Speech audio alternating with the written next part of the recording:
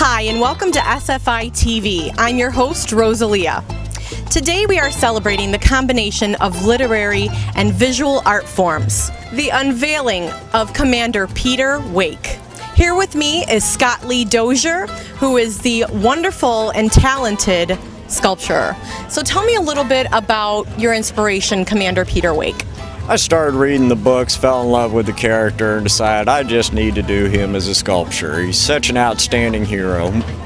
And how did you go about collaborating with the renowned author? Basically, I just asked for permission to use his character for a work of art, and he was kind enough to give me permission to do so. He said, "Make it so, Mr. Dozier." And as far as like your inspiration, I know that obviously the protagonist was your inspiration, but as a sculptor, what got you started into this medium? Well, the medium itself is one thing. The inspiration for this is the hero. We don't have a whole lot of modern heroes, and this is a hero with honor. Robert Maycomer has created an outstanding character who is challenged by all manner of conflicts and intrigues and danger as he progresses through the novels, and I thought that Commander Peter Wake would make an outstanding role model as a hero. What would be some advice that you would give to someone who maybe is just starting out and saying, you know what, I might want to go three-dimensional? What would you say to that person? Learn all you can.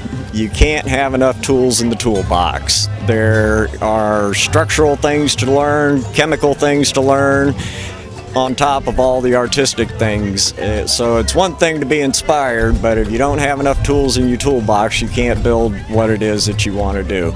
The larger you go, the more you need to learn. And let's talk a little bit more about the sculpture itself. The main idea is that the character, Commander Peter Wake, is pointing into the wind, the direction that he wants to go, and he's calling the orders back to his crew. And hopefully you'll see that the wind is blowing the fabric of his uniform, his hat's gone with the wind, no Civil War pun intended.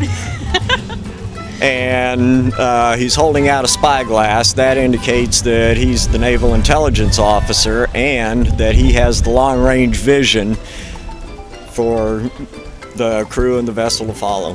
I believe it was a quote from the author himself, Mr. Maycomer, said that you can actually see the details and your experience in maritime because of the fact that when you look at the actual sculpture, you can feel the wind.